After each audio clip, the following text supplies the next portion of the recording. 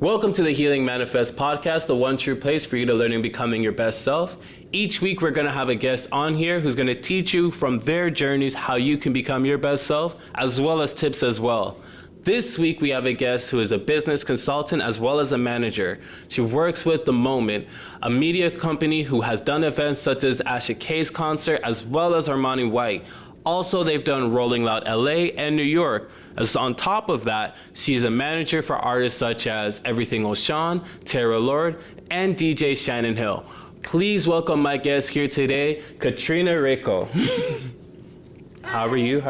I'm good, how are you? Honestly, I've watched you and how you work in this city for a while, and you're someone I was so glad to be able to get on here. Just because I know how you work and how hard you work and everything you do. I remember doing the Vaughn International Festival with you as well. And the fact that you were a part of running that, I was just like, that's insane. Thank you. Well, I'm excited to be here. This is my first podcast, so I'm very excited. I'm glad that I could be here with you. Hey, you're going to be doing a great job. You're already doing very well. You're on time and everything. Period. So for our guest who was their first time meeting you and being introduced to you, just walk us through that journey for you becoming a consultant and becoming a manager. Okay, so honestly, it's an interesting story. Long story short, I had left my corporate job just due to it being like extremely toxic, and honestly, I came to a point in my life where I really assessed everything, looked around, and it was like, my job is making me so depressed. Like, I was crying in my office. Like, I was so miserable with just like how everything was going. It got to a point where I was like, I'm in full control of where I put my energy and time. And it really came down to like having a conversation with myself and being like, I'm made for more. I'm off this. So I left that. At the time, my mom was running her political campaign, and I've always been involved in like her political campaign as well as my dad. So I was running her entire social media and pretty much being like her literal like person by her hip. So for that whole part. Once that was done, obviously I wasn't doing anything, so I had to figure it out. I started talking to Of the Saints on Instagram. We had met previously at a video shoot for the YMCA just in Vaughn. Never thought much about this guy. Was kind of just like, okay, he's whatever, but I never followed him. Long story short, in November, we kind of started texting and just getting to know each other and building like a friendship. And through that, we talked a lot about our goals. And he had expressed, you know, he wants to take his career to another place. He really wants to focus on himself and his brand. And that's when we were just like, why don't we just see if we can work together? We literally met up, went to shoot a podcast, went to fill in the blank together, and he introduced me as his manager. And from that day on, like, the rest is really history. That was kind of like the entry point for me into like the whole idea of management of individuals, because like I've worked in corporate since I was 16. I've always held very prestigious like management roles, but it was my first time ever managing like an individual. And then through that, obviously, in working with Of the Saints, I met a lot of people such as Everything Ocean, Tara Lord, DJ Shannon Hill. Now I'm lucky and blessed enough to say that I work with all of these individuals.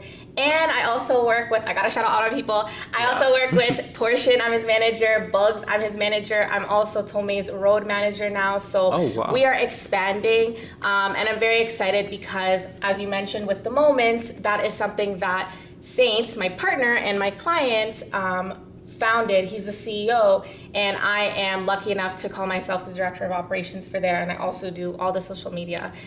And like, even with back with your resume though as well, on top, you working there and all the arts, I knew one from when I made that script, you're gonna have at least one or two more clients after that. You know. And I was not going to get everyone as I tried. So to everyone that you mentioned, I'm so sorry. I'm so glad you shout them out because they deserve it.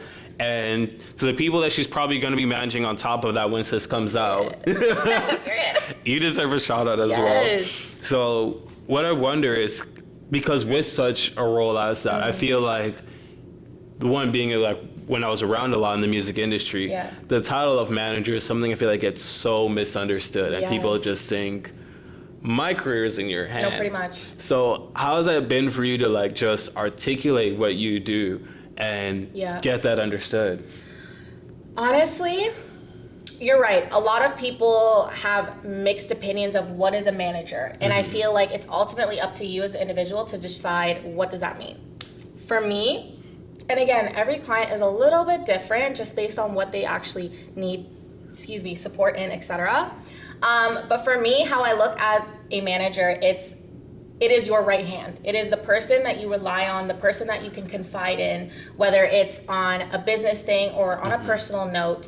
It is that person that is there to communicate, there to deal with any problems, to be the solution, to pick up the missing pieces. That's how I see myself as a manager. I think that I'm a very selfless person, and I think that to be a strong manager, emphasis on strong, you need to be selfless. You need to be giving of yourself so that you can help serve other individuals. Because like at the end of the day, no matter what aspect it is that you do as a manager, your goal is the success of this other person. Exactly. So it's like, this is as much as that person, they want this, it's like for you as well, it's like, I dedicated myself to this person. So like you said, it's a lot of selflessness that comes with the role, and a lot that comes with and the sacrifice that's done for it. Yeah. And there's different places that you end up having to communicate, and a lot of aspects that people need to understand and learn when it comes to their own growth as well.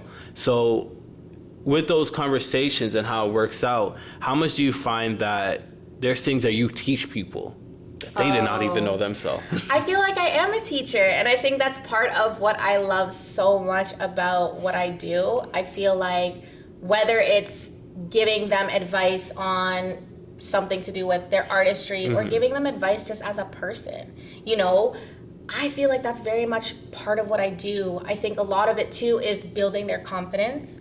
I feel like I work with artists that, sometimes they do struggle with their confidence and just their overall worth, and I feel it's my job to make sure that they see it. You might have hard days, girl. I have hard days. I'm sure you have hard days. But it's up to me, I think, to really just guide them and just reassure them, hey, you're on the right path. We're doing the right things. We're taking the steps, and we're getting better every day. Yeah. Because, as we all know, artists, I'm not gonna act like I wasn't when at one point. It could be it's very sensitive. Very sensitive. We got feelings, and it's like we're trying to get ourselves out at the same time. Yes. And with having to deal with it at the same time, there's a lot of tough conversations you have to have. And I know even for myself, it's not easy having those tough conversations, but there is a way to maneuver it and work around it. So I wonder for yourself, how's it like for you to maneuver and get through a lot of those conversations?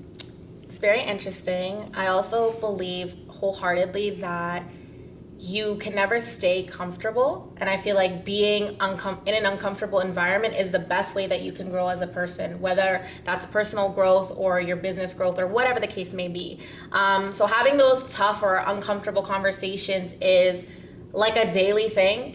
And there's conversations where I'll say something and they'll be like, oh, you're absolutely wrong. And it's like, okay, I could be a little cheeky and be like, I'm right, because, that's how I am. But sometimes I have to hold my own tongue and be like, oh, okay, that's how you feel. That's what I suggest. Yeah. Let's see what we do, right? And it's just those conversations, they come and go. I've got clientele that they're up one day, they're down the next day, and you just got to help pick them up and, bring them up, because it's hard. It's hard to be an artist. And I think that it's something that a lot of people they perceive it as this glorified thing, but it's you actually don't see the blood, sweat, and tears, literally, that go behind artistry. It sounds like it's a lot of knowing your place, knowing your role, knowing your timing as well with certain things, knowing to be okay, this is not the battle to pick. Yeah. But being able to realize at the same time, okay, I need to. Yes. I need to be there for this battle here. So I was going to say on top of with that, like you said, you have to know all the timing there. What do you find, I guess the way I really want to word this question is, have you found that time, even for yourself, where it's okay, this isn't the right time, but this needs to be said? 100%. And I feel like I come face to face with that a lot.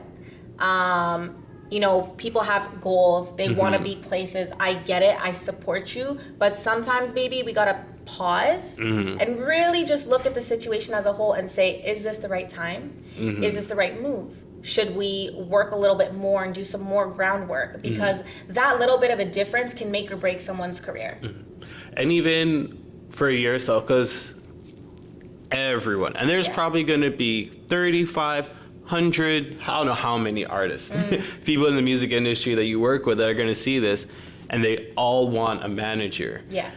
One, what is it that you look for when you're looking for someone to work with? And when someone approaches you asking you for your services, how is that conversation like at that point? Yeah. For me, the number one thing is, do I believe in you? It's very easy for me. I'm not a manager out here looking for money or whatever, or fame or ego. I don't need that. I'm good. What I'm looking for is, do I believe in you? And the clients that I have, I fully back them, and I believe in them wholeheartedly. When it comes to them as an individual, their music and their careers. That's number one of what I look at. Number two is obviously, do I enjoy the music? Is this something or someone that I want to tie myself with? Because I am very big on affiliation. I'm very picky with who I choose to put my name and whatever the case may be. I've always been raised to be like that. So I have to make sure that it checks a lot of boxes.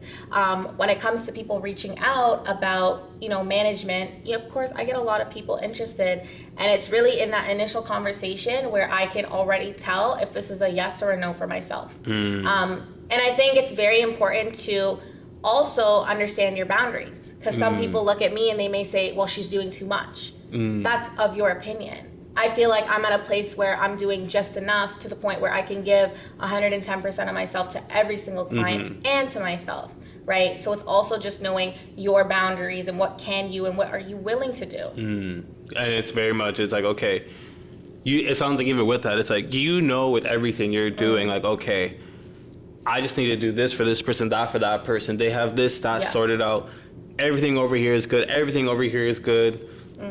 The house is not on fire. House is not on fire. I'm fine. Yes. And I imagine there's times as well where it's like, okay, the house is not on fire right now. I really want to bring this person into the house, but I know I'm not sure if I can make sure I can take out all the fires if I add this person. Yeah. And that's another part that comes into it as well, where it's like, definitely. I like you. I like your music. It's just, I can't do this right now. 100%. And that's actually a conversation I just had with an artist, actually, that I'd love to work with, but just given my efforts right now, I know that I would not be able to give them my all, and I would never want to do that. But instead, what do is I refer them to an individual or to something that I think can aid them and be that support for them. And that's really what I think it's about. It's really about balance. And now, because you do not even just music, well, as artists, but as well as DJs, as you said, you also you help, you work with and you manage Of the Sane, a photographer and media individual in the city as well. For people within the creative industry who they want a manager because they know that's the next step, what would be your advice for them of what they need to do first before seeking a manager? I think number one is outlining your short and your long-term goals, because that really helps a manager to understand what is the aspect of everything that needs to be done. Also understanding just like you and your brand, like what are you willing to do? What are you not willing to do? Who do you want to partner with? Who do you see yourself working with? Those are really key, because it really helps a manager understand, is this someone that I can help, or is this someone in a different industry such as sports? Like I would never be involved with an athlete. Why? Because I just don't know sports like that. So it wouldn't make sense for me. So knowing someone's an athlete, maybe they might be musically inclined, but their number one is athletic. I know it's not the fit for me. So it's just about like really understanding those things. Knowing when you need a manager really depends on the person. If you're someone that needs a bit more support or a helping hand, perhaps that's a direction that you can go in. You also don't have to have someone as your manager. You can bring someone on board as a team, as a consultant as well, where they're not doing every aspect as a manager, they can just kind of aid in certain areas. Mm-hmm. And like I was going to say next, then with the consulting side of things, how would you say it's different of what you do for those that need to understand as well? Yeah. Like, what a consultant is and the kinds of consultants that there is as well. So there's tons of different consultants. Again, everyone kind of defines whatever they want, however they want. For me, in my consultant stuff, it's more like I'm not the primary individual, I'm an aide. And I can help out with a certain amount of things. So my big thing is like the marketing and the social media component. That's just like where my expertise is really at. And then also things that I can help with is like pitching, pitch decks, communications, emails, stuff like that. So a good example of who I'm a consultant for would be Everything O'Shawn, because he has a primary manager. So I aid him as well as his manager and his whole team and kind of just help move and facilitate different things. And honestly, I have to say, like, I've seen as like the whole growth of Everything O'Shawn and how you being a part of that team and just the whole growth of him. And like, I was like, when I first seen him in tonight, I'm like, I was always a fan of everything he did. But it's like, you see that fan of like, okay, I like everything you're doing. I'm like, I see what's happening and the growth that you guys all work together to like execute. You guys did a great job, honestly. And, I feel like it's interesting how you mentioned the branding, how there's the brand part, but a lot of it is the marketing part. Yeah. And I remember I had to post that, because I've had to deal with it as well, where it's like, people, it's like, okay, let's understand here the difference between advertising, marketing, and branding here now, right? It's a whole conversation that happens there. And how would you say it's been for you to be like, okay, on the branding side, I know that you do as well, because we get to the marketing side in a second. I know it's like for you with that part, but for the branding side, especially with artists, it's an artist can know so much of what they need to do to market, so put themselves out there, get the content, everything, but it's fitting with what their brand is. So how is it usually like when you see it where it's like, okay, I know you want to do X, Y, Z, but is this going to match for who you are? And sometimes you also end up having to be honest with someone of like, yo, okay, you want to be known as this person, but I'm going to be honest with you, this is your brand at the same time. I think it's an interesting conversation. And I think when it comes to brand, what I ask my clients is, how far are you willing to go? And that question, it's broad and it makes them really think. Because, for example, with female artists, the question of how far are you willing to go is very deep. You know, are you willing to sexualize yourself? Or are you a more kids-friendly brand? You have to have those conversations with yourself. How do you want to feel and be represented? That's a big thing, because it starts off with how you look on the outside. So understanding your brand is very key. Such as like O'Shawn, understanding that he is an Afro-fusion artist. He's not just a rapper, he's not just a hip-hop artist, he's not just an Afro-beats artist. He actually fits in the category of Afro-fusion. And understanding how can we implement that as a part of his brand into his marketing, into his presence. That's key. And honestly, hey, the Alabe K2 remix, you guys executed that perfectly. And it's like, okay, it's like you said, there's that part where you get into the market, or the branding, where it's like, okay, boom, we're going to understand here of what you're going to do here. All right. It goes into the marketing aspect now of like, okay, this is how this is going to be portrayed and so forth from there. And the fact that you work on these levels, some people think they're literally like, I'm only touching marketing and that is it. The fact that that's a lot. It's a lot. It's very layered, and just imagine doing that with X amount of clients that I've worked with. It's a lot, but it's a beautiful process. It's getting to understand them as an individual and then them as their artist. Because yes, it's one person, but it could be two personalities. So it's how do you balance the two and make sure that both are being represented. And that's, especially within the creative industry, that's a tough. And the thing is, I think a lot of people, they struggle with that because they understand their two dualities. And they want to have that executed in the branding process, but it's the putting it out there and how to put it is a tough thing. It's scary. It's like, okay, are people going to understand that I'm articulating all these sides of me, right? Because we're very complex individuals as people, right? So like being in those rooms as well, where it's like, okay, we're gonna execute it, Right. like this, like that, like that. It must feel like such a rewarding process, God, because it's you're so literally from the rewarding. beginning to the end. I will always have this as like my story. If you want to refer to as like a why, I will never forget the way that I felt when we had executed Saying Some It Will All Make Sense Soon photography exhibit, his first ever exhibit at the Rec Room in Toronto. What do we have? Like almost 400 guests in attendance. Yeah. We flew out his mentor, the deputy director of hip hop and R&B at Billboard, Carl Lamar, and the moment of the crowd watching him on that panel, specifically the video that we made, it had me like, I was crying. Like, no one saw me because I was hiding, but I was a mess because I'm like, that is why I do what I do. I for sure did not see you. No, I was hiding beside someone because I was a mess, and it's not sadness, it's pure It's joy. and just like, we did that. And like, that is beautiful because that is a moment that I won't forget and he will never forget. And those are the moments that I look to have and share with individuals. And I think the biggest thing too is it's like, well, and like you said, you're able to pull these things, and the bigger things that you end up being able to pull off, the more you're just like, It's I just did that.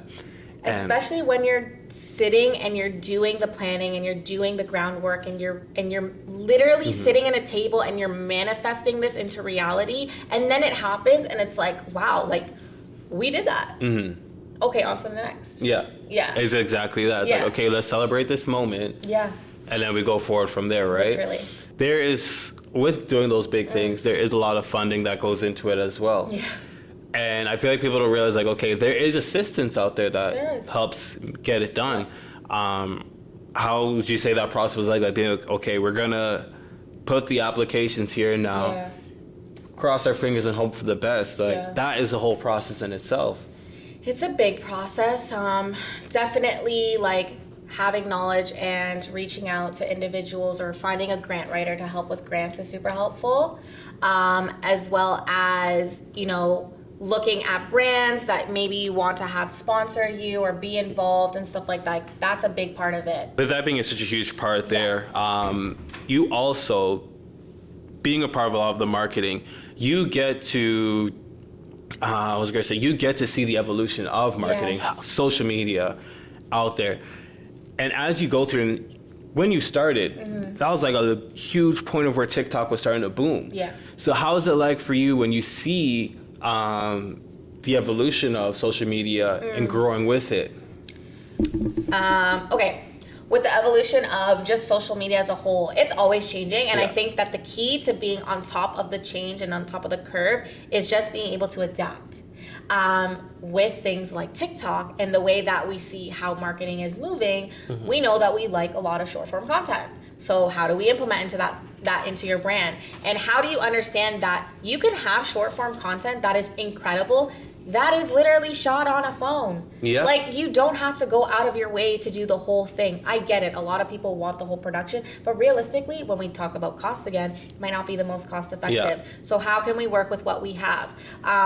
One big thing that I love this trend is, and the first person I will give credit to seeing this is Sad Boy. She did the day one of blah, blah, blah, day two of, and she is consistent. And I really and truly believe that that is something that not only shows off your artistry, but it shows off you as a person and your personality. And that is something that I recommend all my clients and everyone to really do. And like, that's the thing, is the fact that we have now such short form content that we can create, like you said, on your phone. And our phones give such great quality of the content. The fact that we can shoot in 4K with an iPhone nowadays and do a lot of things, where I watched even a music video that Kanye did during his, I think it was Closed on Sunday, that video shot on the iPhone. Lady Gaga herself did a music video shot on the iPhone. And we have this little camera, this tool that we can shoot short form content on a regular basis, and how that's evolved what we do, what you're able to do with your clients.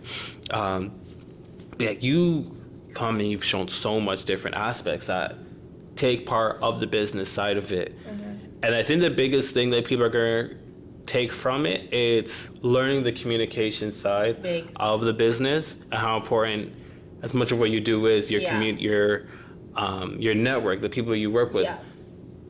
It's going to be such a bigger thing. Who you know and how you are with these people you know. Big. And for yourself, like developing that value and developing that network for yourself, like that journey. What was that journey like for yourself and creating that value for yourself?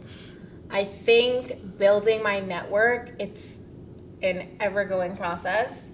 But I think the difference is the way that I choose to be in a room. I'm not gonna be the shy one in the corner or just on my phone and antisocial. I really make it a goal of mine to walk into every space and meet at least 3 people. And that's a challenge because a lot of people look at me and like, oh my God, she's so confident. She's so, guys, No. my moments, like I really am not, I don't view myself as like a super extroverted person. I'm very introverted. I don't like to be outside. My social battery literally runs so quick, and the people that know me. But I make it a goal. I make it a challenge to really push myself out of my comfort zone so that I can grow my network, as you said, and so that I can represent myself the way that I want to be represented. I don't walk into these rooms certain ways because I want to be portrayed as a serious individual. And I think that's really what makes me stand out personally, is the fact that everyone I've ever met, the only thing that I get afterwards is like, wow, you're so serious. And I do take this serious. This is not something I take lightly. I don't invest 24 hours of my day to people just to be, silly about it. Yeah. And I think like from what you're saying, right? I don't think what people realize how tough it is to like go into a room and meet 3 people. Yeah. It sounds like, okay, it's just 3 people. But really and truly, I know for myself, it's hard for me to just cold approach a person, especially usually people when they're out, they're in their circles already. So to turn that cold approach into a warming approach, that is a skill. Like the fact that you can go in and do that with 3 people is a whole skill of its own. I mean, I'm trying. Honestly, shout out of this day, because he really is the one that showed me that you can walk into a room and be unapologetically yourself, and the people that want to receive that energy will receive it. And I think that's one thing about Saint that people love is when he enters a room, the ambiance changes. He is so just joyous in himself, and seeing that and witnessing that really inspired me to really step out of my comfort zone and be like, hey, like I gotta be as outgoing as my client. And that's really what got me to do that. Honestly, thank you so much for like educating, teaching a lot about that. There's so much people who are going to leave this and learning how to approach the business side of things, learning how to approach the branding side and the marketing side. And if you yourself are in business and you are in the creative industry and you might need someone just to talk to and just figure out, please give Katrina a call. I'm going to have her social media links down below as well. By the way, when this airs, we're going to be having episodes on Spotify, Apple Music, and Tidal. So you will also be able to reach out to her from there as well. We'll have her contacts on there as well. Thank you for being a part of the Healing Manifest podcast. Thank you. And honestly, to everyone here watching, have a wonderful rest of your day. Peace.